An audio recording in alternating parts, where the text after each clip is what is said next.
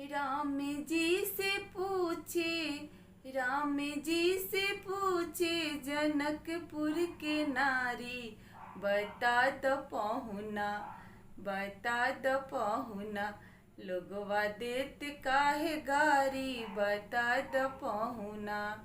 राम जी से पूछे जनकपुर के नारी, बता द पहुना, लोगवा देत काहे गारी, बता द पहुना।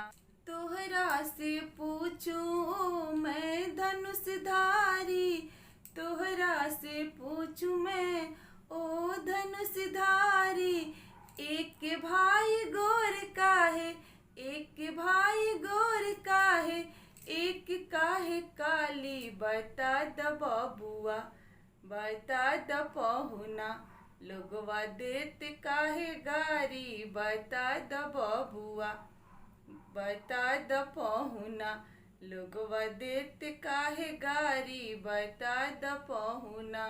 जी से पूछे जनकपुर के नारी, बता द पहुना, लोगवा देत काहे गारी, बता द पहुना। ई बूढ़ा बाबा के पकल पकल दाढ़ी, ई बूढ़ा बाबा के पकल पकल दाढ़ी, देखन में पातारा, देखन में पातारा, खास भर थारी, बता द पहुना, बता द पहुना, लोगवा देत काहे गारी, बता द पहुना, लोगवा देत काहे गारी, बता द पहुना। राम जी से पूछे जनकपुर के नारी, राम जी से पूछे जनकपुर के नारी, बता द पहुना, लोगवा देत काहे गारी, बता द पहुना।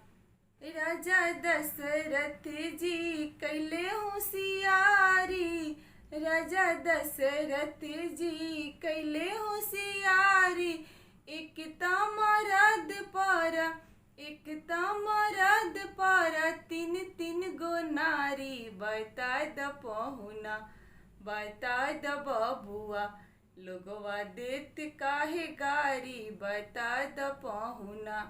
राम जी से पूछे जनकपुर के नारी, बता द पहुना, लोगवा देत काहे गारी, बता द पहुना।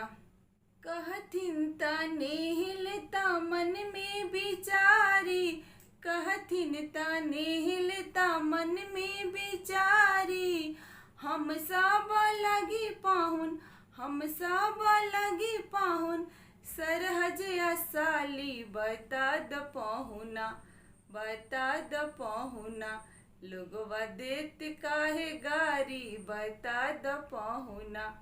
राम जी से पूछे, राम जी से पूछे जनकपुर के नारी, बता द पहुना, लोगवा देत काहे गारी, बता द पहुना, लोगवा देत काहे गारी, बता द पहुना।